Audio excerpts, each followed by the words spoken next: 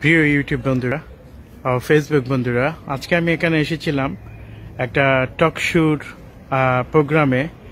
আমি দেখলাম যে একটা স্টুডিও, এখানে টক শো হয় সাধারণত ডাচ টক শো অর্থাৎ নেদারল্যান্ডের টক শো। এই টক শোতে আমি একটা জিনিস লক্ষ্য করেছি, এটা সম্পূর্ণ অত্যাধুনিক টক শো, কারণ এখানের মন মানসিকতা খুবই ভিন্ন। আমরা যারা দর্শক ছিলাম, যে কেউ একজন একজন করে আপনি ইচ্ছে করলেই যে কোনো কথা নিয়ে স্টেজে গিয়ে হাত তোলা দিলেই আপনি গিয়ে কথা বলতে পারবেন।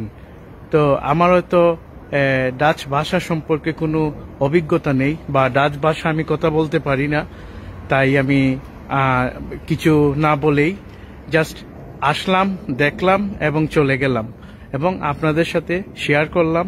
সত্যি নেদারল্যান্ডের টক শো অত্যন্ত নান্দনিক এবং আকর্ষণীয়, যেটা উন্নত বিশ্বের টক শোগুলাতে এরকমই হয়। দর্শক সারিতে মানুষরা আসে, যে কেউ এসে বসতে পারে, কিন্তু তারা কথাও বলতে পারে। কিন্তু আমাদের দেশে আমি একটা জিনিস লক্ষ্য করেছি, স্টেজে যে 2-3 জন মানুষ থাকে, শুধু তারাই কথা বলে আর বাকিরা শুধু চেয়েই থাকে। তো এইখানে টক শোটা সম্পূর্ণ ভিন্ন।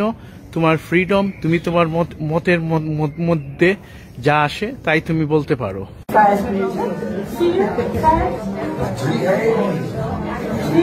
আজকে আমি একটা ডাচ টক শোতে আসছি, আমি এটার একটু ভিডিও করতেছি।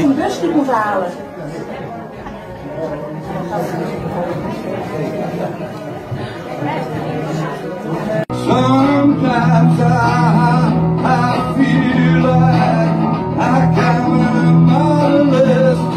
We maken veel verhalen ook van mensen.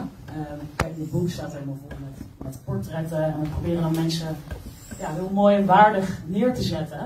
Zodat als Perry zo meteen iemand hier tegenkomt en ziet, hey, ik herken jouw gezicht en ik heb een stukje verhaal gelezen, dat het dan heel makkelijk wordt om een keer die verbinding te leggen. Precies, dan noem je het gewoon een rapper en dan zul je binnen en dan kan je doen wat je wil eigenlijk. Dan heb je al vrijheid om jezelf te laten. Maar dit is eigenlijk een beetje een combinatie van die twee. Er zitten stukjes poëzie in, maar er zitten ook het ritme en de storytelling die je in de rapmuziek ook terugvindt. En wat ik mooi vind is dat je... 5 minuten. 4, 5, 4,5. আজকে আমি একটা Dutch টক শোতে আসছি, আমি এটার একটু video করতেছি।